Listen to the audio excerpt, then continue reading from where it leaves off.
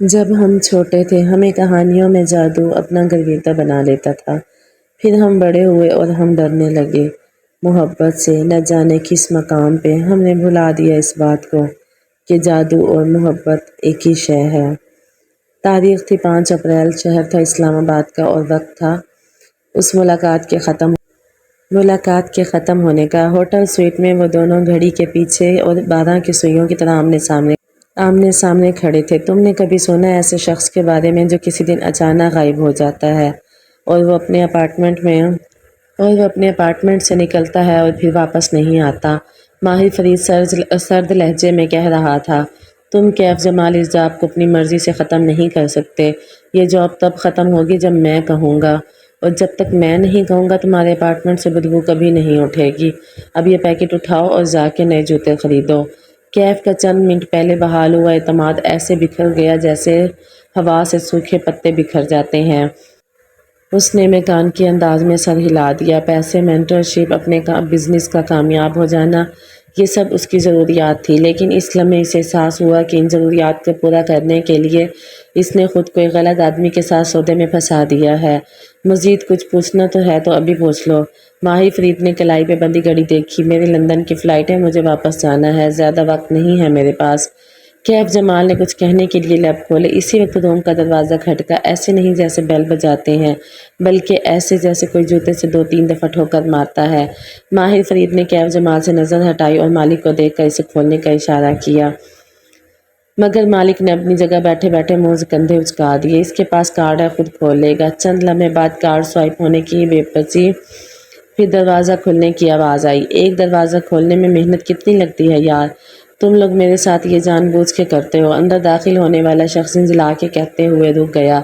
کیف ابھی تک ماہر فرید کو دیکھ رہا تھا، لیکن اسے کھڑکی کے شیشے میں مدھم شخص دکھائی دیا۔ وہ ایک نوجوان تھا جس کے ہاتھ میں پکڑی پیپر ٹرے میں ڈسپوزیبل کپ نظر آ رہے تھے۔ کیف جمال کو دیکھ کے نوارد نے نظریں جھکائیں، کپ گنے، 1 2 3، پھر چہرہ اوپر اٹھا کے کمرے میں موجود افراد کی گنتی کی۔ اب کہ وہ بولا تو آواز میں معذرت تھی، مجھے نہیں معلوم تھا کہ یہاں ہم 4 لوگ ہوں گے۔ کیف کو خود نہیں معلوم تھا کہ اس روز ہوٹل سویٹ میں وہ 3 نہیں 4 ہوں گے۔ اس نے ماہر فرید سے نظریں ہٹائیں اور گردن موڑ کے اس شخص کی طرف دیکھا۔ نوارد عمر میں 26-27 برس کا نوجوان لگتا تھا۔ بال سیاہ گھنگریالے تھے، ماتھے پہ ایک طرف سے آگے کو گرے تھے، کانوں کے اوپر سے اس طرح پھرا تھا۔ اس کا لباس بھی اس کے بالوں کی طرح کیجول سا تھا، گول گلے کی ٹی شرٹ پہ ہلکا سا نیلا کوٹ جس کے آستین روشن تھے، کوہنی کے پاس سلوٹے ڈال کے اکٹھے کیے تھے تاکہ آستین اوپر چڑھانے کا تاثر ملے۔ وہ کلین شیو مسکراتے چہرے والا نوجوان پیروں میں بنا جرابوں کے اوور سائز جوگرز پہنے ہوئے تھے۔ اس نے ٹرے میز پہ رکھی، اپنا کپ اٹھایا اور اسٹرا ہونٹوں میں ڈالتا ایک سنگل صوفے پہ جا بیٹھا، ٹانگ پہ ٹانگ جمائی اور جوگرز والا پیر جھلاتے ہوئے دلچسپی سے کیف کو دیکھا۔ کوئی مجھے بتائے گا کہ یہ کون ہے؟ اس کا لہجہ کافی حد تک ایکسینٹڈ تھا۔ یہ کیف جمال ہے، باڈی گارڈ کی نوکری کے لیے بلایا ہے اسے۔ کیف، یہ کیف ہے؟ نوارد ہلکا سا ہنس دیا۔ اینی ویز میں سب کا چائے کا قہوہ لے آیا ہوں، ہوٹل کچن سے خود بنوا کے۔ سوری کیف، مجھے تمہاری آمد کا علم نہیں تھا۔ معذرت کر کے اسٹرا لبوں سے لگا لیا۔ کیف ابھی تک اچنبھے سے اس نوجوان کو دیکھ رہا تھا جو اس سارے منظرنامے میں مس فٹ تھا۔ کیف کو اپنی طرف دیکھتا پا کے اس نے اسٹرا ہونٹوں سے ہٹایا اور دلکشی سے مسکرا دیا۔ میں بیربل ہوں، تم مجھے بیر کہہ سکتے ہو، یا جیسے ماہر کہتا ہے صرف بی۔ اس کے کولڈ کافی کے کپ کے اوپر مارکر سے لکھا تھا بائربل سے اب نظر آ رہا تھا۔ بس ایک نظر اس کے نام کو پڑھا اور جواب دیے بنا ماہر فرید کی طرف مڑ گیا۔ اسے ان لوگوں کے ساتھ نہ مسکرانے کی ضرورت ہے، نہ زیادہ گھلنے ملنے کی۔ مزید کوئی سوال؟ ماہر نے ابرو اٹھا کے اسے پوچھا۔ ایک ہی دفعہ سب سوال پوچھ لوں۔ مالک نے اپنا کپ اٹھاتے ہوئے اب خوف زدہ لگ رہا تھا، جیسے وہ جلد از جلد کیف جمال کو وہاں سے بھیجنا چاہتا ہو۔ اگلے 2 ماہ مجھ سے رابطے میں کون رہے گا؟ صرف مالک، کیونکہ میرے پاس ان چیزوں کے لیے وقت نہیں ہے۔ ماہر نے اپنے کپ کو ابھی تک ہاتھ نہیں لگایا تھا۔ وہ دونوں اسی طرح آمنے سامنے کھڑے تھے۔ ٹھیک ہے، میں 2 ماہ تک اس جاب کو کروں گا، کیف سوچ کے بول رہا تھا۔ اسے تمام پہلوؤں پہ غور کرنا تھا۔ وہ بار بار پیسے اٹھا کے سویٹ میں نہیں آ سکتا تھا۔ اسے سائیکوپیتھ سے جو منوانا تھا ابھی منوانا تھا۔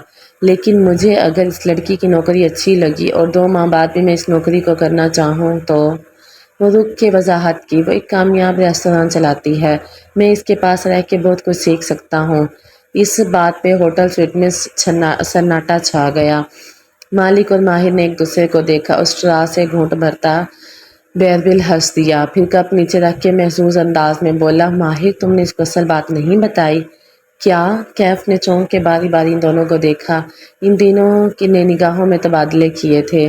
کیف جمال، ماہر فرید کھنکارا، آواز میں قدرے نرمی تھی، تم 2 ماہ سے زیادہ اس جاب کو نہیں کر سکتے، میرا اور تمہارا معاہدہ 2 ماہ بعد ختم ہو جائے گا۔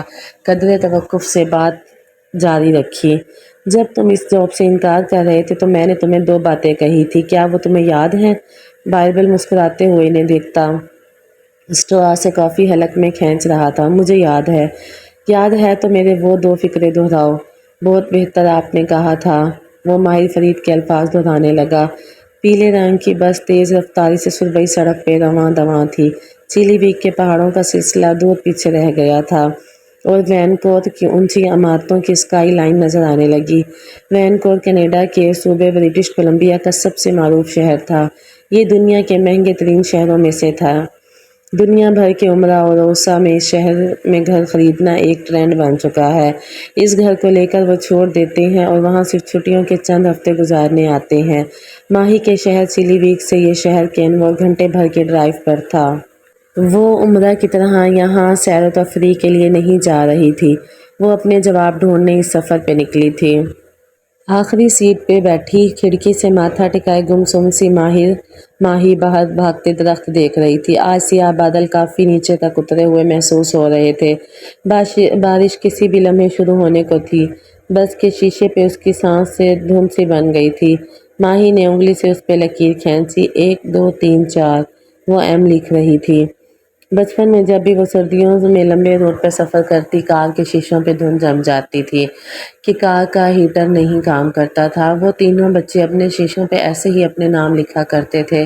ماہی کہتی تھی، پرے فضول حرکتیں نہ کیا کرو۔ رمضان کے دن ہوتے اور راستے میں روزہ کھل جاتا تو وہ کسی ریڑھی سے پکوڑے خرید لیتے۔ ماں پکوڑوں کا گرم اخبار والا لفافہ اپنی گود میں رکھتی اور باری باری ہر بچے کو دیتی۔ وہ چٹنی کے پیکٹ کے کونے میں دانت سے ایک سوراخ کرتی، ایک پکوڑا منہ میں اور ایک گھونٹ چٹنی کا۔ اب ہیٹر والی کار بھی تھی۔ اب بھی وہ بہن بھائی جہازوں میں سفر کرتے تھے، اعلیٰ ریستورانوں میں کھانا کھاتے تھے۔ عباد اور ماہی تو بہت ہی ٹریول کرتے تھے، لیکن ساری دنیا میں ان پکوڑوں جیسا کچھ بھی نہ تھا۔ دھند چھٹنے لگی، اس کا بنایا مدھم پڑنے لگا۔ دھندلے شیشے کے اس پار بس اسٹاپ نظر آ رہا تھا۔ اس نے بیل بجائی، بس کی رفتار آہستہ ہوئی۔ وہ اسٹاپ پہ اتری تو کمر پہ ہاتھ رکھے ہوئی تھی، دوسرے ہاتھ میں بیک پڑا تھا۔ اسٹاپ پہ نصب بینچ پہ بیٹھ کے ماہی نے چند گہرے سانس لے کے خود کو کمپوز کیا۔ یہ سفر کرنا اس کے لیے مناسب نہ تھا، لیکن اسے یہ رسک لینا تھا۔ چند لمحے وہ وہیں بیٹھی رہی، پھر گردن اٹھا کے سیاہ آسمان کو دیکھا۔ بارش جلد شروع ہونے والی تھی۔ تب اسے خیال آیا، بالوں پہ ہاتھ پھیرا، چھوٹے کٹے بالوں پہ ہیئر بینڈ لگا لیا تھا۔ اس نے گردن میں بندھا سلک کا تکونا اسکارف اتارا اور سر پر لپیٹ کے گردن تلے گرہ باندھی۔ بیک پیک کندھوں پہ پہنا اور اٹھ کھڑی ہوئی۔ سفید جوگر سے چلتے ہوئے وہ سائڈ پہ واک کرتی آگے بڑھ رہی تھی۔ اس کا رخ ایک 2 منزلہ عمارت کی جانب تھا جو اس اسٹریٹ کے دہانے پہ بنی تھی۔ بیل بجا کے وہ انتظار کرنے لگی۔ عمارت کے داخلی دروازے میں شیشہ لگا تھا، اس پہ بھی دھند جمی تھی۔ وہ عادتاً اس پہ انگلی پھیر کے کچھ لکھنے لگی، تبھی دروازہ اندر کی طرف کھلتا گیا۔ وہ سنبھل کے سیدھی ہوئی۔ السلام علیکم مابینہ۔ بھوری داڑھی اور ٹوپی والے ڈاکٹر رائٹ سامنے نظر آئے۔ انہوں نے مسکرا کے اس کے لیے راستہ چھوڑا۔ وہ بلیک پینٹ پہ ڈریس شرٹ پہنے ہوئے تھے اور پیروں میں جرابیں تھیں۔ عباد نہیں آیا؟ نہیں، مجھے اکیلے میں آپ سے کچھ بات کرنی تھی ڈاکٹر رائٹ۔ وہ تیزی سے اندر آئی، جھک کے جوتے اتارے اور جرابوں سے چلتی ان کے پیچھے چلی آئی۔ کوریڈور سے گزر کے ایک ہال نما کمرہ تھا جہاں نماز کے قالین بچھے تھے۔ کونوں میں چند بک ریکس تھے اور جن میں اسلامی بک سجی تھی۔ 2-4 افراد کہیں نہ کہیں بیٹھے کسی کتاب یا تسبیح میں مصروف دکھائی دیتے تھے۔ غالباً ابھی وہ لوگ ظہر کی جماعت سے فارغ ہوئے تھے۔ میں نیچے نہیں بیٹھ سکتی، ہم کہیں اور اوپر بیٹھ سکتے ہیں؟ اس کی بات پہ ڈاکٹر رائٹ نے سر ہلا دیا اور ایک کونے میں چلے آئے۔ وہاں ایک میز کے گرد 2 کرسیاں رکھی تھی، ساتھ کھڑکی تھی۔ اس شیشے پہ بھی ہلکی سی دھند جمی تھی، لیکن باہر کی طرف۔ وہ اس پہ لکیریں نہیں کھینچ سکتی تھی۔ بتائیے کیا چیز آج آپ کو مسجد تک کھینچ لائی؟ وہ دونوں آمنے سامنے بیٹھ گئے تو ماہی نے بیک پیک سے اسکیچ بک نکالی مگر اسے کھولا نہیں۔ اس نے ڈاکٹر رائٹ کو دیکھتے ہوئے بے بسی سے پوچھا، ایک بچہ ہے، میں اس کا گلا دبا کے اسے مارنا چاہتی ہوں۔ 2 دفعہ کوشش کی ہے لیکن وہ نہیں مرتا۔ میں آپ سے پوچھنے آئی ہوں کہ میں اسے کیسے ماروں۔ اس کی آنکھوں میں آنسو بھر آئے۔ اس منظر کو یہیں روکے ہم اپنی کہانی میں واپس آتے ہیں۔ مبین منزل پہ رمضان کی رونق اس سال گزشتہ برسوں جیسی نہیں تھی۔ وہ جو اسلام آباد سے یہاں ایک شادی اٹینڈ کرنے آئی تھی، اس کی زندگی میں یہیں رک کے رہ گئی تھی۔ جیسے پینٹ کی ٹیوب کا ڈھکن بند کرنا بھول جاؤ اور سارا پینٹ وہیں سوکھ جائے، رنگ رہ جاتا ہے مگر وہ رنگ نہیں ہوتا۔ ڈاکٹر ودرا کے اپائنٹمنٹ کے بعد مالا اور معید نے طے کیا تھا کہ وہ ماں کو ان کی بیماری کا علم نہیں ہونے دیں گے۔ ماں ویسے بھی مزید تھکی ہوئی اور غنودہ دکھائی دیتی تھی۔ فی الحال ان کو ایپیوال دی گئی تھی تاکہ ان کو فٹس نہ پڑے اور دماغ میں ٹیومر کی سوجن کو کم کیا جا سکے۔ ماں لاؤنج میں ڈرامہ دیکھتے ہوئے سو گئی تھی اور کبیرہ تائی کے فون کے بعد بے چین ہو گئی تھی۔ ماہی کو جیسے ہی کال ملائی اس نے جھٹ فون اٹھا لیا۔ کیا کہا ڈاکٹر ودرا نے؟ ماہی اس سے زیادہ بے چین تھی۔ پاکستان سے ایک فون کال کی منتظر لیکن ہر گھنٹی پہ ڈر جانے والی۔ گلائیوما ہے، اس کی آواز مدھم ہوئی۔ یہ نہیں ہو سکتا، میں نے اتنی دعائیں مانگی ہیں کہ یہ ٹیومر بے ضرر ہو، یہ پھیلنے والا نہ ہو۔ پھر کیسے؟ وہ بے یقین تھی۔ ماہی کبیرہ تائی کا فون آیا تھا۔ مالا کی سوئی کہیں اور اٹکی ہوئی تھی۔ ان کو معلوم ہے کہ گلائیوما کے بارے میں؟ واٹ؟ ماہی کسی خواب سے جاگی۔ ان کو کیسے معلوم ہوا؟ یہی تو میں سوچ رہی ہوں۔ چارجنگ کم ہونے کی ٹون بجی تو مالا نے موبائل کان سے لگائے اپنے کمرے میں چلی آئی۔ صبح اس کا چارجر بجلی کی وولٹیج اوپر نیچے ہونے سے جل گیا تھا۔ وہ اپنی الماریوں کے دراز کھول کے چیک کرنے لگی۔ ایک پرانا چارجر یہیں کہیں رکھا یاد آ رہا تھا۔ ہمارے ملازم۔ ماہی فوراً سے نتیجے پہ پہنچ گئی۔ انہوں نے ہی بتایا ہوگا۔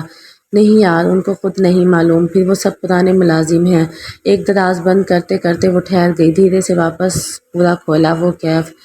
وہ تو نیا ہے، کیا پتہ وہی انوالوڈ ہو۔ اس کو میں نے خود ہائر کیا ہے۔ ماہی وہ کیسے انوالوڈ ہو سکتا ہے؟ اچھا میری چارجنگ ختم ہونے والی ہے۔ اس نے فون رکھ دیا اور وہیں زمین پہ بیٹھ گئی۔ دراز پورا کھول لیا۔ وہاں ایک مخمل کا بیگ رکھا تھا۔ کشمالہ کی سبز آنکھوں میں مسکراہٹ اتر آئی، جیسے وہ ایک پرانے دوست سے ملاقات ہوئی ہو جس سے وہ عرصے سے ناراضگی چل رہی ہو۔ اس نے بیگ نکالا اور دھڑکتے دل سے کھولا۔ اندر ترتیب سے 8 خانے بنے تھے۔ ہر خانے میں مختلف سائز کے پینٹ برش رکھے تھے۔ اس نے انگلیوں کے پھولوں سے برشز کے اکڑے بالوں کو چھوا۔ وہ مضبوط مگر نرم تھے۔ بزنس، اکاؤنٹ، سیلز، کسٹمر، ان سب میں گم ہو کے اسے یہ بھول ہی گئے تھے۔ اس روز اسٹوڈیو کی صفائی کرتے وقت بہت سا سامان نکلا تھا جسے اس نے کیبنٹ میں بنا کچھ محسوس کیے ڈلوا دیا تھا، کیونکہ ان میں موجود اس کے فیوریٹ برشز تک اب خراب ہو چکے تھے۔ لیکن یہ والے برش اس نے بہت چاہ سے لیے تھے مگر کبھی استعمال نہیں کیے۔ شاید وہ برش بھی اس سے ناراض ہو گئے تھے۔ وہ شاید کبھی ان کو استعمال نہیں کر سکے گی۔ ماں کا ٹیومر پھر اسے یاد آ گیا۔ اس نے دروازہ بند کر دیا۔ مالا نے ماہی کو کہہ دیا تھا کہ کیف ملوث نہیں ہو سکتا، لیکن ماہی کی تسلی نہیں ہوئی تھی۔ وہ بیڈ پہ لیٹے لیٹے چھت کو دیکھتی بنا کچھ سوچے گئی۔ کبیرہ تائی کو کیسے معلوم ہوا؟ یہ چھوٹی بات نہیں تھی۔ کوئی ہے ان کے گھر میں جو جاسوسی کر رہا ہے، یا پھر وہ بچہ؟ اس نے سر جھٹکا اور موبائل اسکرین روشن کی۔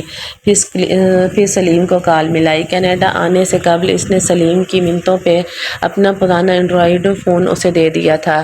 سلیم ٹچ موبائل پہ خوش ہو گیا تھا۔ مالا اسلام آباد ہوتی تھی تو ماہی سلیم کو واٹس ایپ کال کر کے وقت بھی سے بات کرتی اور گھر کی دیکھ بھال کی ہدایت دیتی رہتی تھی۔ گھر میں کون آیا کون گیا، ماہی کو برٹش کولمبیا میں بیٹھ کے بھی یہ ساری خبریں مل جاتی تھی۔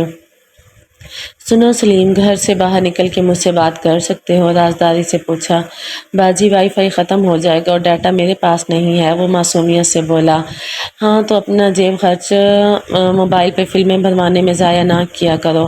اچھا سنو، آواز آہستہ کی، یہ کیف کیسا آدمی ہے؟ مجھے اس کے بارے میں سب کچھ بتاؤ۔ تمہاری بات پسند آئی تو کیا پتہ میں تمہیں نیا فون بھجوا دوں، اور شرٹیں بھی۔ شرٹ نہیں ہوتا، شرٹ ہوتا ہے کمبخت، وہ دانت کچکچاتے ہوئے بولی۔ سوری باجی، وہ ہر دفعہ ڈٹائی سے دانت نکال کے سوری کہہ دیا کرتا تھا، سیکھتا نہیں تھا۔ اچھا یہ کیف وارداتیہ ہے پورا، اس کے بٹوے میں بڑے بڑے نوٹ ہوتے ہیں جی، اور یہ اپنے کمپیوٹر پہ کسی لڑکی سے باتیں کرتا ہے کئی کئی گھنٹے۔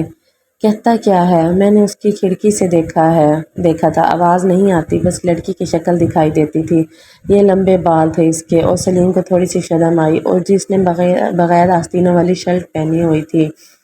شرٹ ماروں گی تمہارے سر پہ، یہ شرٹ ہوتا ہے، آگے بولو۔ بڑی کوئی امیر سی لڑکی لگتی تھی، ٹی وی والیوں جیسی، اور ہاں ہر روز ٹھیک 5 گھنٹے کے لیے وہ غائب ہو جاتا ہے۔ مالا باجی اسے چھٹی دے دیتی ہیں دوپہر میں، فکس ٹائم پہ جاتا ہے، فکس ٹائم پہ آتا ہے۔ مجھے لگتا ہے کوئی دوسری نوکری کرتا ہے۔ کوئی کام کی بات بتاؤ۔ اور کچھ نہیں کرتا، نکما ہے جی، سارا دن بچوں کی طرح اپنی ڈرائنگ کی کاپیوں میں لکیریں چلاتا رہتا ہے، کبھی موٹر سائیکل بناتا ہے، کبھی کچھ۔ اس کے پاس لمبی لمبی پنسلیں ہیں، پنسلیں نہیں پینسلز ہوتا ہے، نقل کر کے میٹرک کیا تھا کیا، بدمزہ ہو کے کال بند کی، کیف اسے بے ضرر سا لگا تھا، کام سے کام رکھنے والا۔ پھر اس نے موبائل پہ ڈاکٹر زاہد کی چیٹ نکالی، ابھی تک ان کا جواب نہیں آیا تھا۔ وہ عباد کے استاد تھے، عباد کم عمری میں پڑھائی کے لیے کینیڈا آیا تھا۔ اس کی فیملی پہلے لاہور اور پھر امریکہ میں سیٹل ہو گئی تھی۔ عباد کو کینیڈا پسند تھا، وہ اس عمر میں یہاں آیا تھا جس میں لڑکے بہت آسانی سے بھٹک جاتے ہیں، لیکن یہاں اس کی ملاقات ڈاکٹر زاہد سے ہوئی۔ وہ انہیں اپنا شیخ کہتا تھا۔ عباد نے ان سے دین اور عربی کی زبان سیکھی، ساتھ ساتھ پڑھائی جاری رکھی۔ میکاٹرونکس میں انجینئرنگ کر کے وہ پاکستان واپس چلا گیا۔ چند سال اس نے وہاں کام کیا، اور پھر کینیڈا میں ایک دوست کے توسط سے اسے اچھی جاب مل گئی۔ وہ یہاں واپس آیا تو جلد ہی اس کا تبادلہ برٹش کولمبیا میں ہو گیا۔ عباد نے کئی سال ایک دوسرے صوبے کے شہر ٹورنٹو میں گزارے تھے۔ یہ دونوں صوبے ایک دوسرے سے بہت دور تھے۔ ان کی زندگیاں مختلف تھیں۔ اس کے لیے برٹش کولمبیا میں ایڈجسٹ کرنا مشکل تھا، لیکن حال ہی میں ڈاکٹر زاہد یہاں شفٹ ہو گئے تو عباد بہت خوش نظر آتا تھا۔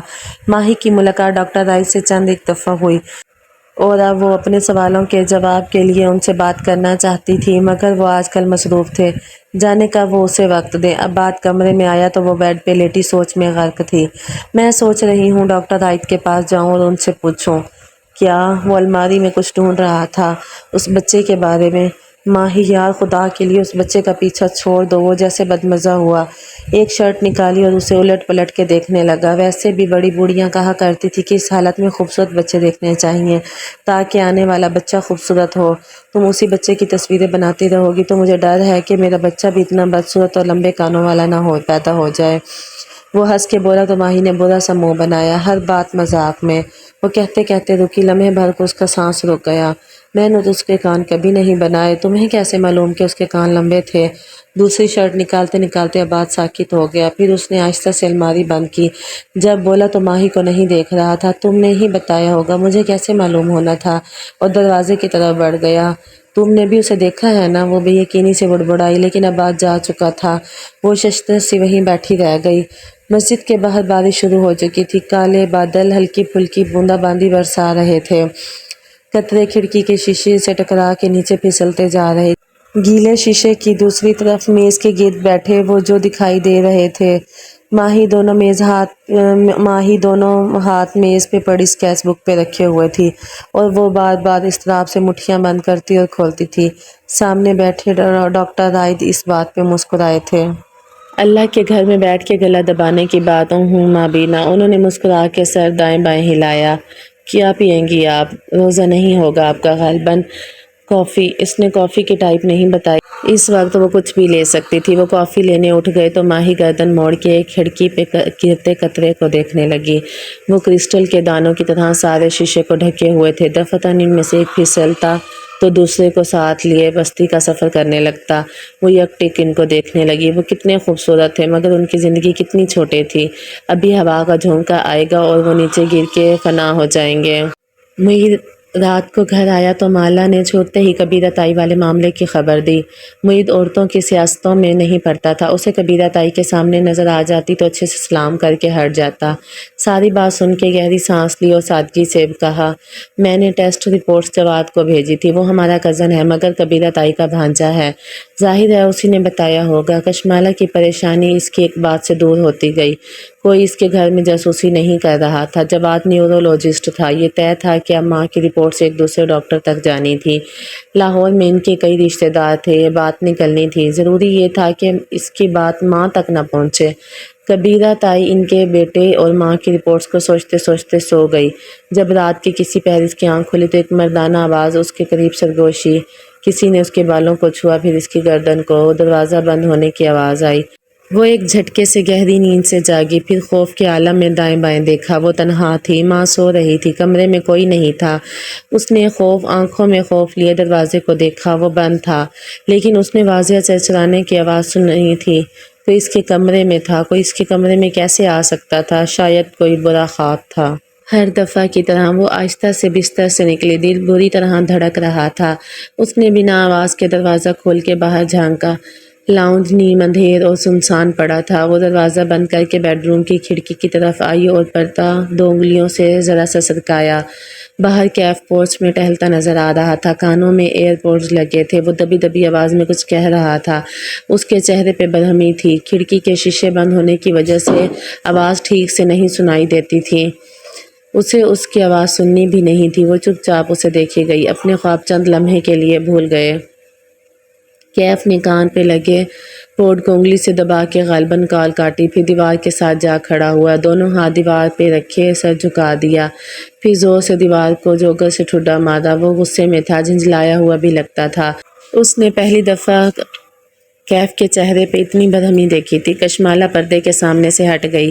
یقیناً اس نے برا خواب دیکھا تھا۔ باہر گیٹ کے ساتھ کھڑے کیف نے دیوار کو ایک دو ٹھڈے مزید مارے، مگر وہ وہاں سے ہٹنے لگا۔ پھر جب وہ وہاں سے ہٹنے لگا، جب گھر کے سامنے والی بلائی منزل پہ نظر پڑی تو وہاں CCTV کیمرہ لگا تھا۔ اس نے چونک کے اپنے گیٹ کو دیکھا۔ گیٹ اس کیمرے کے رخ پہ تھا۔ اس کے ذہن میں ایک نیا خیال سر اٹھانے لگا۔ صبح جب سامنے والے مارننگ واک پہ نکلے تو ان کی طاق میں کھڑا تھا۔ وہ گیٹ بند کر رہے تھے جب کیف سڑک پار کرتا ہوا ان کے قریب آیا۔ کیسے ہیں آپ سر؟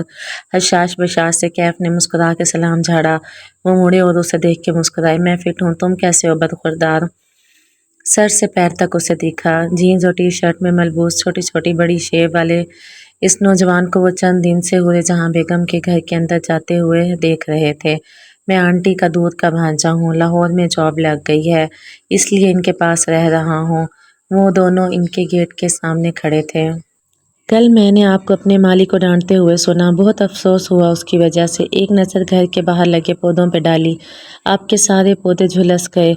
ادھیڑ عمر صاحب نے زیر لب مالی کی شان میں کئی الفاظ کہہ دیے۔ ویسے ہمارا مالی بہت قابل ہے، آنٹی نے دیکھ بھال کے رکھا ہے، 2 دن آتا ہے لیکن کام اچھا کرتا ہے، آپ کو اس کا نمبر دے دیتا ہوں۔ موبائل نکالتے ہوئے وہ خلوص سے کہہ رہا تھا۔ بات سے بات نکلتی گئی۔ چند منٹ وہ وہیں بیچ سڑک کھڑا ان سے گفتگو کرتا رہا، پھر تھوڑی بڑی شیو کو 2 انگلیوں سے کھجکھجاتے ہوئے تذبذب سے بولا، کچھ دن پہلے میرا لیپ ٹاپ چوری ہو گیا تھا، آنٹی بیمار ہے اس لیے کسی کو نہیں بتایا، صفائی والی ملازمہ پہ شک ہے مجھے، اگر آپ مجھے اپنی CCTV کی فوٹیج دیکھنے دیں تو؟ ہاں کیوں نہیں، مجھے تاریخ اور وقت بتا دو، میں واک سے فارغ ہو کے فوٹیج ای میل کر دیتا ہوں۔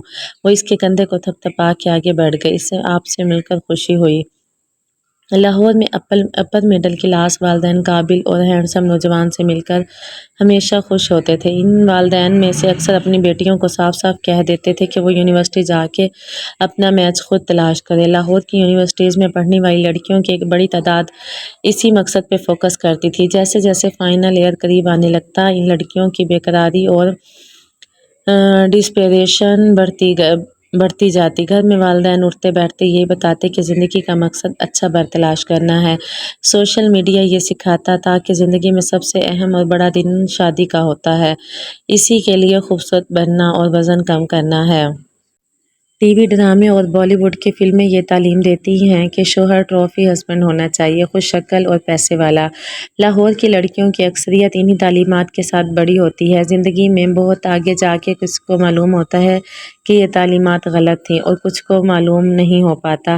ایسے میں حور جہاں جیسی مائیں اب بہت کم رہ گئی ہیں جو اپنی بیٹیوں کے رشتے کے لیے خود سے دوڑ دھوپ نہیں کرتی تھیں۔ وہ یہ معاملہ اللہ پہ چھوڑ دیتی تھی۔ وہ بیٹیوں کی تربیت پہ فوکس کرتی تھی۔ انہیں بھلے کشمالہ اور ماہی کے پروفیشن پہ اعتراض تھا، مگر انہوں نے ہمیشہ یہ سکھایا تھا کہ امیر مرد کی تلاش میں نہ لگو، اس کے انتظار میں بیٹھی نہ رہو۔ یہ زندگی کا مقصد نہیں ہے، زندگی اس سے کہیں بلند ہے۔ ماں کو کشمالہ کی شادی کی فکر ہوتی تھی، لیکن وہ اس بات کو سر پہ سوار کر کے بار بار نہیں دہراتی تھی۔ کشمالہ کو شادی سے مسئلہ نہ تھا، وہ شادی کر لیتی اگر اسے کوئی اپنے برابر کا محض ملتا۔ ضیاء سلطان سے پہلے اسے کوئی اپنے قابل نہیں لگا تھا۔ ماں فجر کے بعد بہت مشکل سے سوئی تھی، اب اٹھی تو ان کا اصرار تھا کہ غسل بھی کریں گی، کیونکہ انہیں روز غسل کی عادت تھی۔ ویل چیئر کے ساتھ ان کو باتھ روم لے کر جانا، ہاتھ دھلوانا ایک مشکل مرحلہ تھا، مگر بخت بھی اور اسے روز اس چیلنج کی عادت پڑ گئی تھی۔ ماں باتھ روم سے وضو کیے بغیر نہیں نکلتی تھی، یہ ایک ایسی عادت تھی جو اس بیمار اور نسیان میں بھی ان کو نہیں بھولتی تھی۔ نماز کا وقت ہے یا نہیں، ماں باتھ روم سے نکلنے سے پہلے تازہ وضو کرتی تھی۔ وہ کہتی تھی کہ نماز مشکل نہیں ہوتی، وضو مشکل ہوتا ہے۔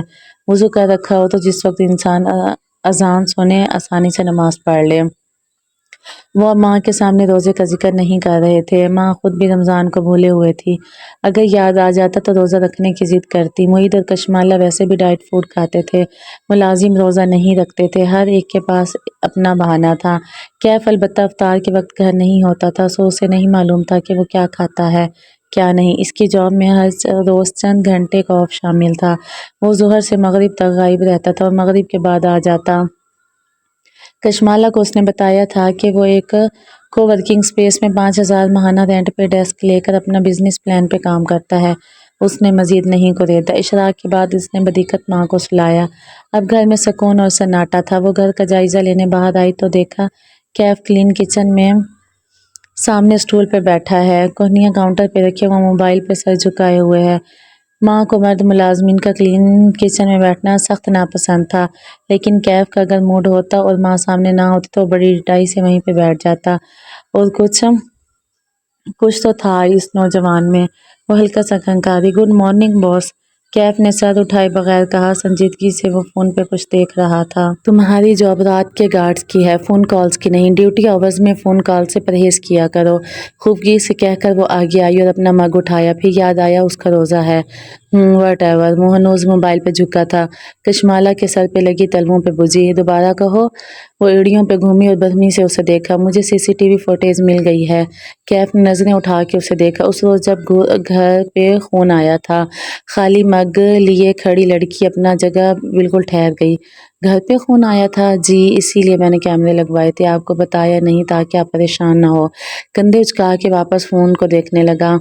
سامنے والوں کا سی سی ٹی وی بہت اونچا لگا ہوا تھا، پہلے اس پہ نظر نہیں پڑی، آج دیکھا تو ان سے فوٹیج مانگ لی۔ اس نے مگ زور سے کاؤنٹر پہ رکھا اور تیزی سے اس کے قریب آئی، آنکھوں میں غصہ تھا۔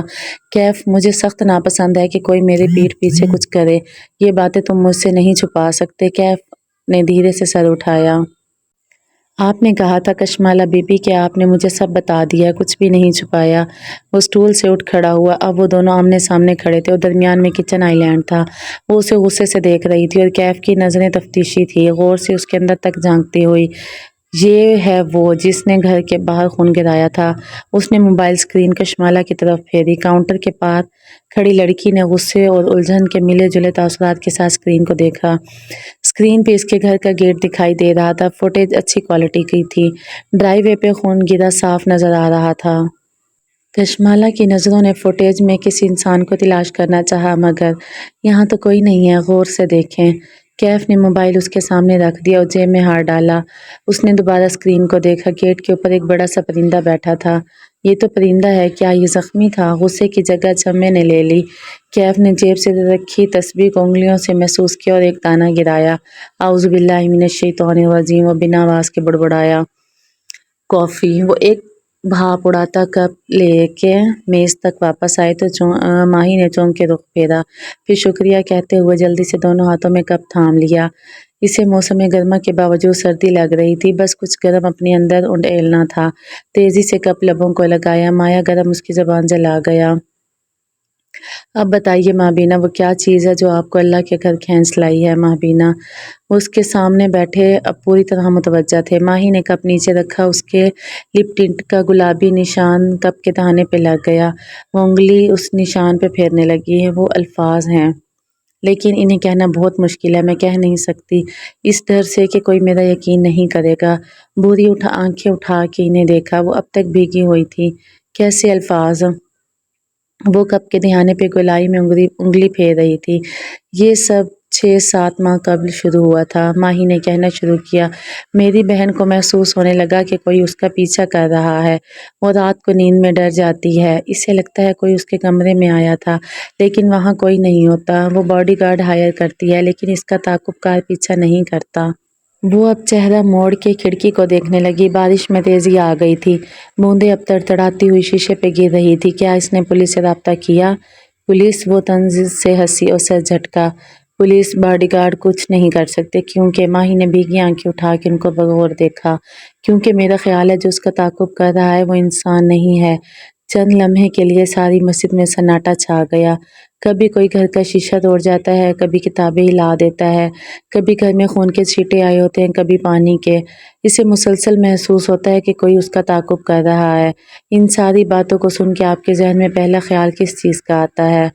وہ 2 الفاظ کہنے کی ہمت اس کے اندر نہیں تھی۔ اگر وہ کہہ دے گی تو وہ سچ مچ ہو جائیں گے۔ یہ سب ایک ہی چیز کی نشانی ہے۔ ڈاکٹر عائد نے ایک افسوس بھری گہری سانس لی۔ سحر الاسود، کالا جادو۔ اور ماہی کو لگا کہ وہ الفاظ آج امر ہو گئے ہیں۔ وہ 2 الفاظ جن سے وہ ہمیشہ ڈرتی تھی۔ اس نے کرب سے آنکھیں بند کر لی۔ ایک آنسو پلکوں سے کی باڑ عبور کرتا نیچے گرا اور اسکارف میں جذب ہو گیا۔ یہ ایک اسٹوپڈ پرندہ ہے کیف۔ وہ آنکھیں چھوٹی کر کے بغور کشمالہ کے تاثرات کا جائزہ لے رہا تھا۔ وہ الجھی ہوئی لگ رہی تھی۔ وہ پرندہ ڈرائی وے کے اوپر سے اڑتا ہوا گیٹ پہ بیٹھا۔ اس کے بیٹھنے سے پہلے وہاں خون نہیں تھا۔ ہو سکتا ہے پرندہ زخمی ہو۔ ایسی صورت میں گیٹ پہ بھی خون ہونا چاہیے تھا، جبکہ گیٹ صاف ہے۔ آپ نے کبھی لاہور میں اس شکل کا پرندہ دیکھا ہے؟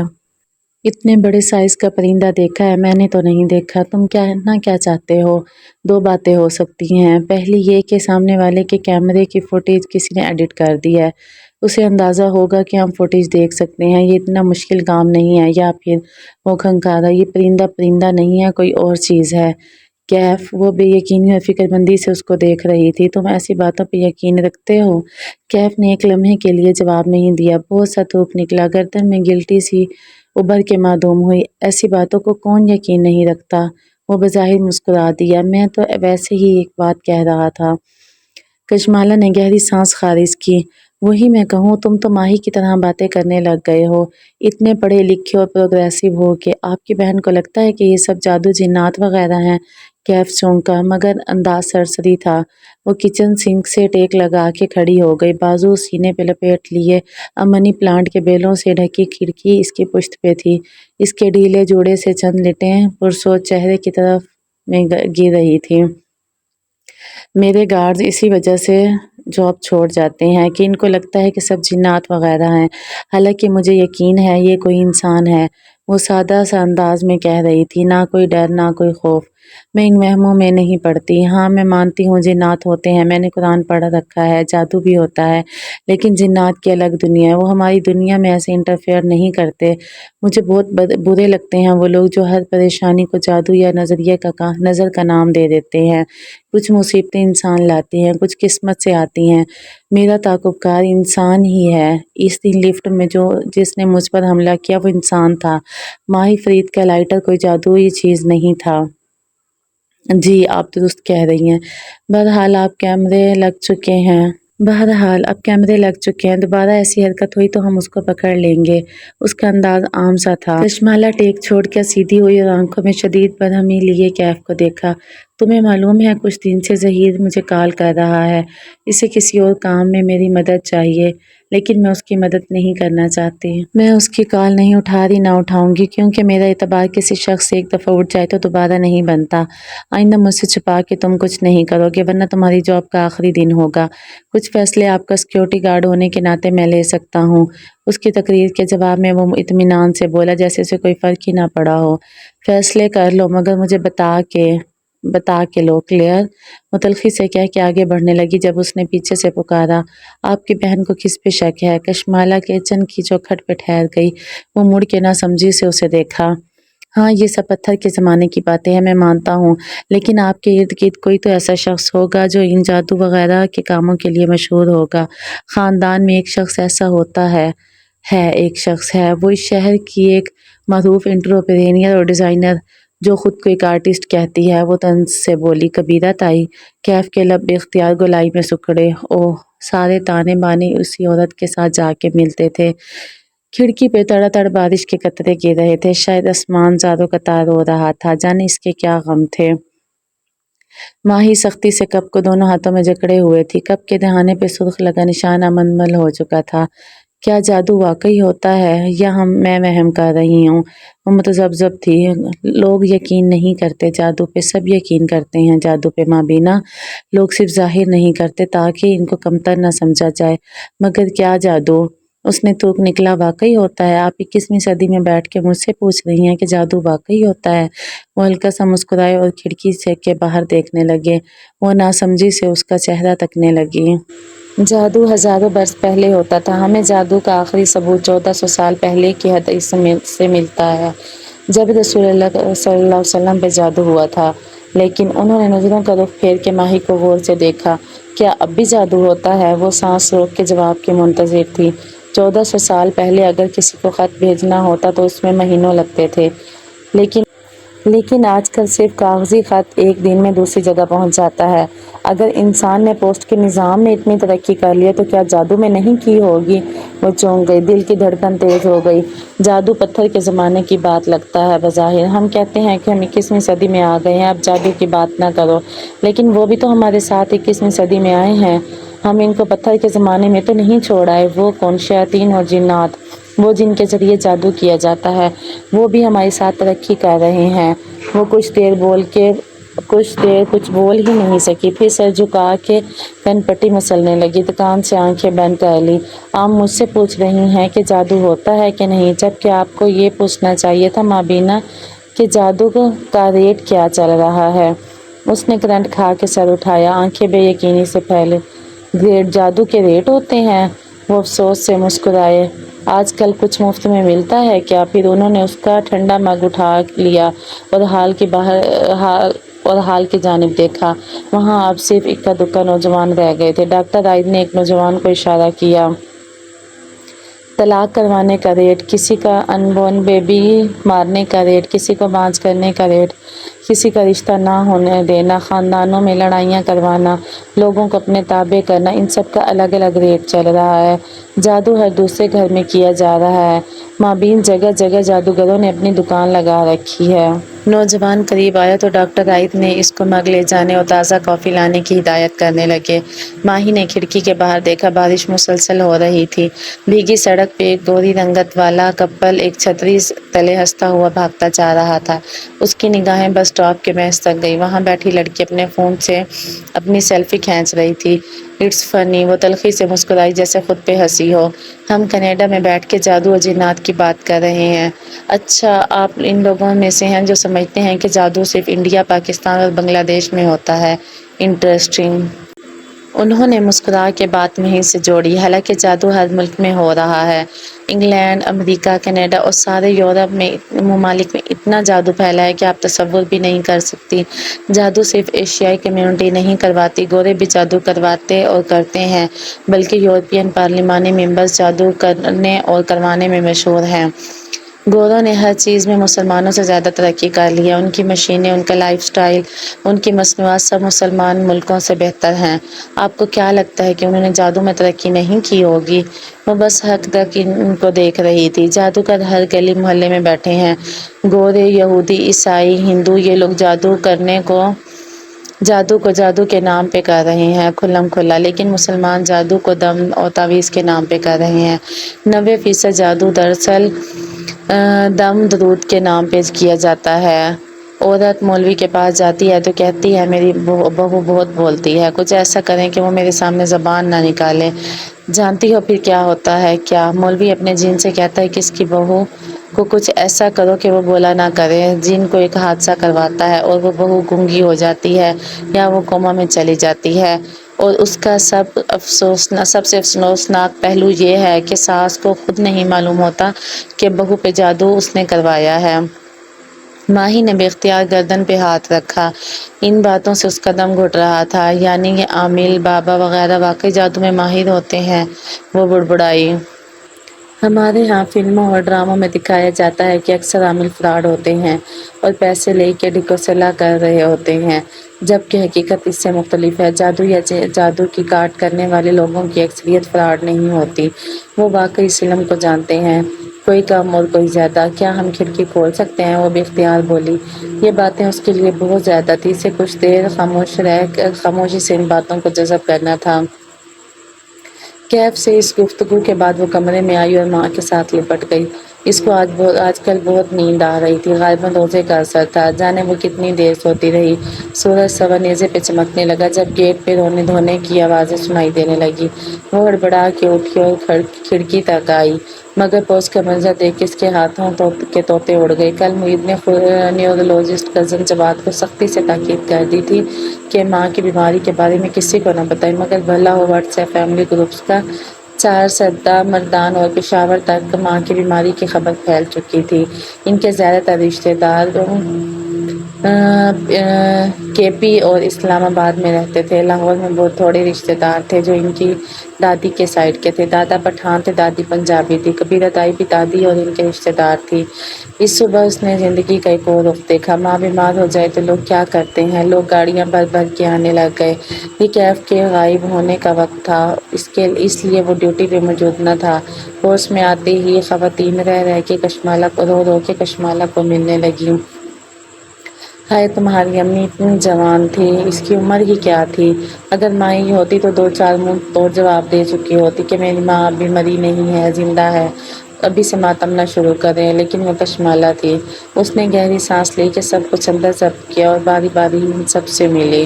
اس نے مہمانوں کو ڈرائنگ روم بٹھایا اور کچن میں آئی۔ آتے ساتھ ہی بڑی بوڑھیوں نے پانی مانگ کے یہ واضح کر دیا کہ ان کا روزہ نہیں ہے، شوگر لو ہو جاتی ہے، دوا لینی ہوتی ہے، وغیرہ وغیرہ۔ باجی ان کے لیے کیا بناؤں؟ بخت بی نے پریشانی سے پوچھا۔ کسمالہ نے ہاتھ کے اشارہ کر کے اسے خاموش کروایا۔ کاؤنٹر کے ساتھ کھڑے کھڑے اس نے آنکھیں بند کی۔ اسے اس مسئلے کا حل ڈھونڈنا تھا۔ وہ جو سمجھ رہی تھی کہ ماں کو ان کی بیماری سے لا علم رکھا جا سکتا ہے، وہ غلط تھی۔ ایسی عورت جس کے گھر کا کوئی بڑا مسئلہ نہ چل رہا ہو، وہ خوش و خرم نظر آتی ہو، اس کے بچے کامیاب اور پھلتے پھولتے دکھائی دیتے ہوں، وہ لوگوں کے لیے قابل حسد ہوتی ہے۔ جب ایسی عورت بیمار پڑ جائے تو رشتہ داروں کو بہت مزہ آتا ہے۔ ایسے میں بہت کم تھے جو حورِ جہاں بیگم کے لیے افسردہ تھے۔ اکثریت صرف یہ دیکھنا چاہتی تھی کہ ماں کی حالت کیسی ہے، کیا ان کا دماغ پھر گیا ہے، کیا ان کے بال گر گئے ہیں یا گر جائیں گے، اور سب سے اہم سوال جس کا سب کو جاننے کا تجسس تھا کہ وہ کتنے عرصے کی مہمان ہیں۔ وہ کن پٹیوں پہ ہاتھ رکھ کے آنکھیں بند کیے سوچنے لگی کہ اس سے ان لوگوں کو ماں سے دور رکھنا تھا، مگر کیسے؟ وہ کشمالہ مبین تھی۔ وہ اکیلے اسلام آباد کا ایک ایلیٹ ریسٹورانٹ چلاتی تھی۔ وہاں بھی بعض اوقات گروپس کے جھگڑے ہو جاتے تھے۔ بگڑے ہوئے ٹین ایجرز مسئلے کھڑے کرتے تھے۔ وہ ریسٹورانٹ کے اندر باہر پینسل ہیلز پہ گھومتی سارے مسئلے سلجھا لیتی تھی۔ وہ کشمالہ تھی۔ وہ کرائسس مینیجر تھی۔ قہوہ، سبز قہوہ۔ اس نے آنکھیں کھولی اور بخت بی کو ہدایت تھی۔ سبز قہوہ اور بسکٹ۔ اب جتنے مہمان آئیں تم ان کے لیے یہی لاؤ گی، اور بسکٹ بھی میٹھے نہیں ہوں گے، گندم والے، کیونکہ ان کو تو شوگر ہے نا، اس کے علاوہ کچھ نہیں۔ بخت بی نے اس کے حکم پہ آنکھیں کھول کے اس کو دیکھا۔ حورِ جہاں کے گھر مہمانوں کے لیے لوازمات کا ڈھیر لگا دیا جاتا تھا، اور مالا کیا کہہ رہی تھی؟ مگر کیوں باجی؟ کیونکہ یہ عیادت کرنے نہیں آئے، یہ میری ماں کی بے بسی کا مزہ لینے آئے ہیں۔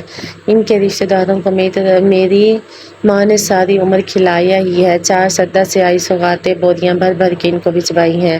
ان سب کو معلوم ہے کہ ماں کو اپنی بیماری کا علم نہیں ہے، لیکن دیکھنا یہ پھر بھی ماں سے ملنے کی ضد کریں گی۔ ان کو ماں کی تکلیف کی فکر نہیں ہے، انہیں حورِ جہاں کا زوال دیکھنا ہے۔ پھر وہ اپنے کمرے میں آئی، سلیپر اتارے، اپنے لباس کے ساتھ میچنگ نیلی ہیلز نکال کے پہنی، اسٹرپس بند کیے اور سوتی ماں پہ ایک نظر ڈالی۔ وہ کتنی کمزور لگ رہی تھی۔ ان کا خوبصورت چہرہ ایک طرف سے ٹیڑھا ہو گیا تھا۔ وہ جھکی اور آہستہ سے ماں کی پیشانی چومی۔ وہ اپنی ماں کا زوال کسی کو نہیں دیکھنے دے گی۔ کچن میں جا کے احتیاطاً بخت بی کو دوبارہ ہدایت دی، معید کو مت بتانا کہ میں نے یہ سب کہا ہے، اوکے؟ بھائیوں کو عموماً معلوم نہیں ہوتا کہ رشتہ داروں کے ساتھ کیسے ڈیل کرنا ہے۔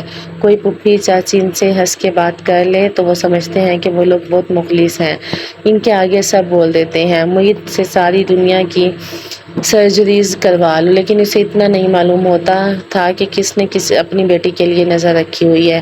ماہی جب کسی آنٹی کے ساتھ معید کو ہنس کے بات کرتے دیکھتی تو سر پکڑ لیتی، اف یہ کب عقل کرے گا۔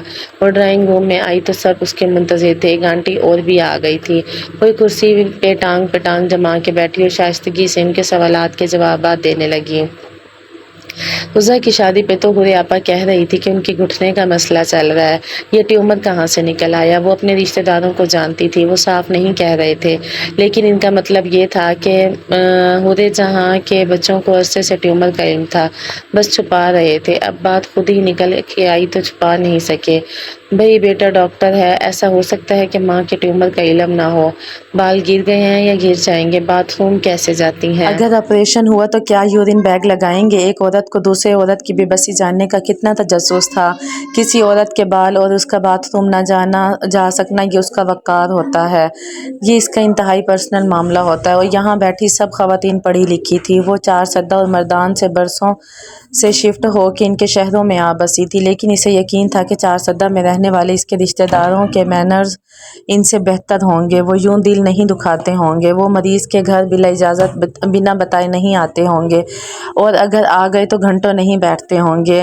میری نند کا بھی برین میں گلائما ہوا تھا، اس کی سرجری ہوئی تھی، سر کاٹ کے ٹیومر نکالا تھا۔ کسی خاتون نے رائے دی تو اس کا سانس رک گیا، فوراً اسے بولی، پھر ٹیومر تو نکل گیا، لیکن آپریشن کے بعد جب ہوش آیا تو معلوم ہوا کہ سسپینس دینے کے لیے توقف کیا، اس کی آنکھیں ضائع ہو گئی ہیں۔ کشمالہ نے کرب سے آنکھیں بند کر لی، سرجن تھک گیا ہوگا نا، ٹیومر نکالتے وقت اس کی چھری برین کی کسی شریان پہ لگ گئی ہوگی اور تمہاری نند کی آنکھیں چلی گئی۔ اف، اس نے بدقت ضبط کیا، کوئی ان رشتہ داروں کو یہ کیوں نہیں سکھاتا کہ مریض کے پاس کہیں بات پہ فرشتے آمین کہتے ہیں، اس لیے اچھی بات منہ سے نکالنی چاہیے۔ اچھا اپنی ماں کو تو لے آؤ، ایک آنٹی نے کوئی تیسری دفعہ کہا۔ وہ سب بار بار دروازے کی طرف دیکھتی تھی، کب حورے جہاں آئے گی اور کب اس کی حالت کو اپنے ذہنوں میں ریکارڈ کریں اور پھر یہ سارا احوال واٹس ایپ گروپس کے ذریعے پورے پاکستان میں نشر کر سکیں۔ ان کا خیال تھا کہ ماں سے بیماری چھپانا بھی ڈرامہ ہے، ماں تو نہیں ہل سکتی۔ وہ ٹانگ پہ ٹانگ جمائے بیٹھی نرمی سے کہہ رہی تھی، ماں کی سرجری ہوئی ہے، ڈاکٹر نے ان کو سختی سے کسی سے بھی ملنے سے منع کیا، انفیکشن ہو سکتا ہے نا۔ اسے اندازہ تھا کہ وہاں بیٹھی کسی خاتون کا میڈیکل نالج اتنا نہیں ہوگا کہ اس کے بہانے کا فوری جواب دے سکے۔ اگلے 2-3 دن تک کئی رشتہ دار آئے اور گئے۔ کشمالہ اسی کرسی پہ بیٹھی ان سے ملے گئی، نرمی اور شائستگی سے وہ ماں سے ملاقات سے منع کر دیتی۔ قہوے کے پیالے آتے اور جاتے گئے، سوائے چند ایک مخلص لوگوں کے، کوئی مہمان ان سے خوش نہیں گیا، سب کے منہ بنے ہوئے تھے۔ روزہ مہمان ماں کی بار کی دیکھ بھال، وہ تکان سے چور ہو گئی تھی۔ افطار کے بعد کوئی سکون ہوا، اکثر لوگ مل کے جا چکے تھے، اس نے ماں کے رشتہ داروں کے واٹس ایپ گروپ سے نکال دیا، کیونکہ وہ لوگ جو مل کے جا رہے تھے، جن کو وہ برملا بتا چکی تھی کہ ماں کو ان کی بیماری کی خبر نہیں دینی، وہ ملنے سے مایوس ہونے کے بعد افسوس بھرے آڈیو میسیجز ماں کو بھیج رہے تھے۔ آپ کے برین ٹیومر کا سن کے بہت افسوس ہوا، کشمالہ کا دماغ گھومنے لگا۔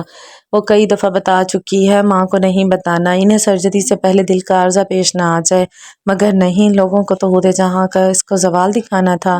اس نے ماں کا فون آف کر کے دراز میں ڈال دیا، نہ وہ فون دیکھیں گی نہ ان کو معلوم ہوگا۔ ڈاکٹر راہید نے اٹھ کے کھڑکی کھولی تو ٹھنڈی ہوا تیزی سے اندر آئی۔ ماہی گہرے گہرے سانس لیتی ہوئی خود کو نارمل کرنے لگی۔ نوجوان اس کی تازہ کافی اور ساتھ میں پانی کی بوتل لے آیا، اس نے تیزی سے ڈھکن گھمایا، کلک کی آواز کے ساتھ ڈھکن کی سیل ٹوٹی۔ بوتل کا منہ ہونٹوں سے لگایا تو اندر تک ٹھنڈ اتر گئی۔ ہمیں معلوم کیسے ہوگا کہ ہم پہ جادو کیا جا رہا ہے؟ اب وہ کچھ بہتر محسوس کر رہی تھی۔ آپ بتائیں مابینہ، آپ کو کیسے شک ہوا کہ آپ پہ جادو کیا جا رہا ہے؟ کھڑکی کے پاس رکھی کرسی پہ بیٹھی سلک سکارف والی لڑکی نے سر جھکا کے آنکھیں بند کر لی۔ خوابوں سے یہ ہر دوسرے گھر کی کہانی ہے مابینہ، کسی گھر کے کسی ایک فرد کو اچانک سے خواب آنے لگتے ہیں جس میں انہیں اشارہ دیا جاتا ہے، مگر لوگوں کو ایسے خوابوں پہ 2 طرح سے رد عمل ہوتا ہے، ایک وہ جو جادو کو روکنے کا اہتمام کرتے ہیں، دوسرے وہ جو اسے ہم وہم سمجھ کر نظر انداز کر دیتے ہیں۔ جادو کو روکنے کا اہتمام مطلب ہم اس بارے میں بعد میں بات کریں گے، پہلے آپ اپنے خوابوں کے بارے میں بتائیں۔ ماہی نے اسکیچ بک ان کے سامنے رکھی، پھر اس کے صفحے پلٹائے۔ اس بچے کی تصویر پہ وہ رک گئی۔ ڈاکٹر عائد نظریں جھکا کے اس کی تصویر کو دیکھنے لگے۔ کیا آپ اس بچے کو پہچانتے ہیں؟ انہوں نے نظریں اٹھا کے اسے دیکھا، پھر اس بات میں سر ہلایا۔ شاید۔ دوبارہ سے وہ اس تصویر کو دیکھنے لگی۔ یہ مجھے ماں اور مالا کو الگ الگ خواب میں نظر آیا ہے، اور شاید عباد کو بھی، مگر وہ بتاتا نہیں ہے۔ عباد آپ کو پریشان نہیں کرنا چاہتا ہوگا، لیکن یہ اپنوں کا فرض ہوتا ہے کہ ایک دوسرے کے لیے پریشان ہونا۔ برا خواب نہیں بتانا چاہیے، لیکن اشارہ دے دینا چاہیے کہ تاکہ دوسرا کوئی سیلف ڈیفینس کر سکے۔ ہمیں دوسروں کے بارے میں خواب میں اشارے اس لیے آتے ہیں تاکہ ہم ان کو خبردار کر سکیں۔ اور رہا یہ بچہ تو انہوں نے سر اٹھا کے اسے دیکھا۔ اسے قدیم داستانوں میں چینجلنگ کہا جاتا ہے۔ بڑا سر، چھوٹا جسم، لمبے کان اور آنکھوں کی جگہ سیاہ خلا۔ یہ والا بچہ کسی شیطان کی شکل ہے۔ مختلف کلچرز میں مختلف ناموں سے آیا ہے، مگر یہ ہے کون؟ افطار کے بعد وہ ماں کو لاؤنج میں لے آئی اور ڈرامہ لگا دیا۔ بخت بی بی جوڑ کے ساتھ بیٹھ گئی۔ کشمالہ نے کانوں میں ہینڈز فری لگا لیا اور صوفے پہ پیر اوپر کر کے بیٹھ گئی۔ ماہی کی کال آ رہی تھی۔ آج ماہی اپنے کچن میں نہیں کھڑی تھی، نہ ہی اس نے ایپرن پہن رکھا تھا، نہ وہ ہنستی مسکراتی ملی تھی۔ آج جو چہرہ اسے دکھائی دیا وہ ایسی لڑکی تھی جس کی ماں سمندر پار بیمار تھی، وہ اس کے پاس نہیں جا سکتی تھی۔ ماہی کی آنکھیں رو رو کے سرخ ہو چکی تھی۔ ماں ٹھیک ہو جائیں گی ماہی، وہ دبی دبی آواز میں انگریزی میں کہہ رہی تھی۔ ماں اس سے فاصلے پہ ویل چیئر پہ بیٹھی نکاہت سے ٹی وی دیکھ رہی تھی۔ معید ہمیشہ پڑھائی میں بزی رہتا تھا اور تم اپنے کاموں میں۔ میں بچپن سے ماں کی بیسٹ فرینڈ تھی اور ماں میری بیسٹ فرینڈ تھی۔ تم دونوں کا اتنا بڑا سوشل سرکل بھی ہے، لیکن ماہی کا عباد اور ماں کے علاوہ کوئی بیسٹ فرینڈ نہیں تھا۔ مالا، معید، عباد اور ماں، میں اس چکور میں رہتی ہوں۔ میں انہی لوگوں سے سارا دن بات کرتی ہوں۔ تم لوگ اپنا فون سائلنٹ کر کے سوتے ہو، میں نہیں سائلنٹ کرتی، کیونکہ میرے واٹس ایپ پہ صرف انہی لوگوں کے میسیجز آتے ہیں۔ یہاں کینیڈا میں جب کسی کی پاکستان سے کال آئے تو نمبر دیکھ کے دل ہول جاتا ہے۔ اف مالا، میں ماں کے پاس کیوں نہیں ہوں؟ تم آ کے کیا کرو گی؟ تم نہیں سمجھ سکتی، تم اس وقت ماں کے ساتھ ہو۔ تم اس اولاد کا غم نہیں سمجھ سکتی جو بیماری میں اپنے ماں باپ کے ساتھ نہ ہو۔ کوئی میرا غم نہیں سمجھ سکتا۔ اس نے فون رکھ دیا۔ وہ پھر سے رونے لگی۔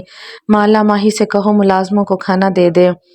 ماں کو بیٹھے بیٹھے نیند آنے لگی تو غنودہ سی آواز میں بولی۔ وہ پیر نیچے اتارتی اٹھ کھڑی ہوئی۔ میں کہتی ہوں ماہی کو، آئے ہم کمرے میں چلتے ہیں۔ وہ ان کے پیچھے آ کھڑی ہوئی اور ویل چیئر دھکیل کے اندر لے جانے لگی۔ ماہی کہتی تھی کہ وہ خوش نصیب ہے کیونکہ وہ ماں کے پاس ہے، مگر اس کے پچھتاوے تھے۔ وہ اتنے برس ماں کے پاس نہیں تھی۔ کبھی کبھی ماں سے لڑائی ہوتی تو وہ 3 دن تک انہیں کال نہیں کرتی تھی۔ کیا ویل چیئر دھکیلنے سے وہ سب مٹ جاتا ہے؟ اس نے ماں کو بیڈ پہ بٹھایا اور انہیں پانی کے ساتھ دوا کی گولیاں دینے لگی۔ کیا پانی پلا دینے سے ماں کو کہیں ساری سخت باتوں پہ پانی پھر جاتا ہے؟ ماں سو گئی تو وہ اوپر اسٹوڈیو میں آ گئی۔ معید کے ساتھ ساتھ میسیجز آ رہے تھے۔ وہ مختلف ڈاکٹرز کے پاس جا رہا تھا، کہیں کسی لیب سے رپورٹ اٹھاتا، کہیں کسی سے ملتا۔ وہ جب بھی معید کا میسیج دیکھتی دل ہی دل میں کاؤنٹ ڈاؤن شروع ہو جاتا۔ ڈاکٹر ودرا کا کاؤنٹ ڈاؤن 6 ماہ۔ 1 مئی کو مرض کی تشخیص ہوئی تھی۔ 6 ماہ بعد 1 نومبر آنا تھا۔ اس نے تاریخ دیکھی، آج 6 مئی تھی۔ 5 ماہ اور 24 دن رہ گئے تھے۔ وہ اسٹوڈیو میں آئی تو وہاں اندھیرا تھا۔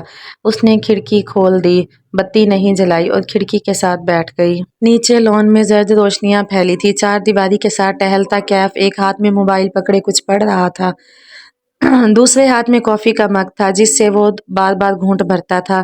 اسکرین پہ لکھے الفاظ کیف کے سامنے کسی فلم کی مانند چل رہے تھے۔ کبیرہ سعدان لاہور کے ایک معروف بزنس مین کی بیوی ہیں۔ سعدان صاحب ایک لمبا عرصہ انگلینڈ اور جرمنی میں گزارنے کے بعد چند برس قبل پاکستان شفٹ ہوئے تھے۔ کبیرہ بیگم سنگھار میز کے سامنے اسٹول پہ بیٹھی تھی، مخملی باتھ روب میں ملبوس۔ وہ چہرے پہ نرمی سے کریم مل رہی تھی۔ انگلیوں کے ناخن لمبے اور سرخ نیل پینٹ سے مزین تھے۔ بوائے کٹ بال سلیقے سے سیٹ تھے۔ پیچھے ایک ملازمہ جوس کا گلاس پکڑے کھڑی تھی۔ کبیرہ کی بیٹی ان کے ساتھ رہتی ہے، اس کا نام عنایہ ہے۔ میک اپ سے ڈھکے چہرے کے ساتھ کبیرہ بیگم باہر لاؤنج میں آئی اور دیوار کی آئینے میں اپنا عکس دیکھا۔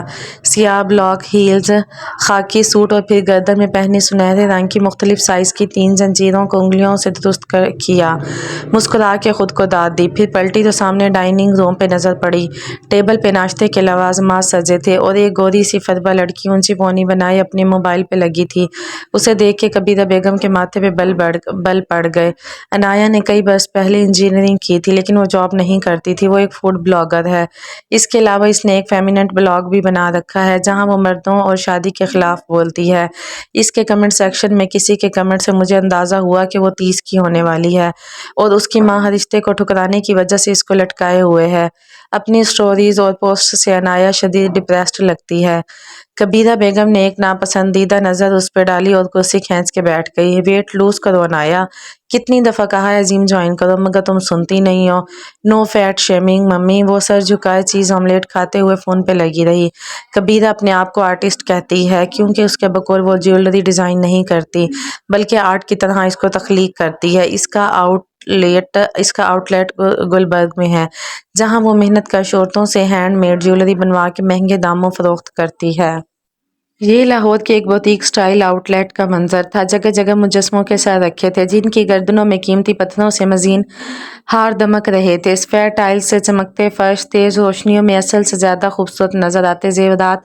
کبیرہ بیگم اپنی اسسٹنٹ کے ساتھ چلتی ہوئی تمام ریکس کا جائزہ لے رہی تھی۔ حقیقت یہ ہے کہ کبیرہ خود سے کچھ ڈیزائن نہیں کرتی، اس نے فریش گریجویٹ سے اس کام کے لیے ہائر کیے ہوئے ہیں۔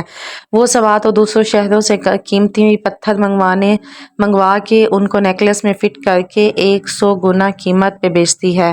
وہ درست ٹیکس بھی نہیں دیتی، اس پہ ایک ٹیکس کا کیس بھی چل رہا ہے۔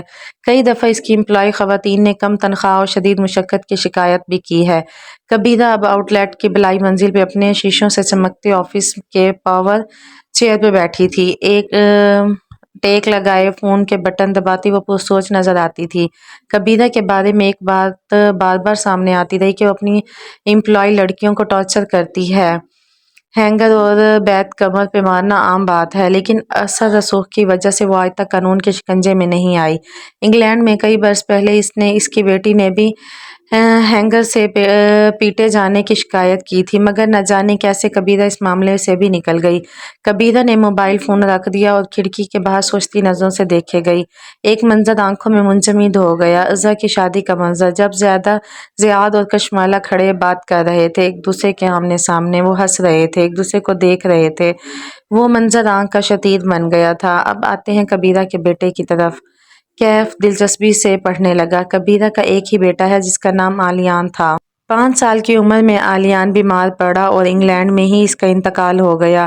اس کے بیٹے کا ڈیتھ سرٹیفکیٹ بھی مجھے مل گیا ہے۔ البتہ پاکستان میں موجود کبیرہ کے رشتہ دار دوسری کہانی سناتے ہیں۔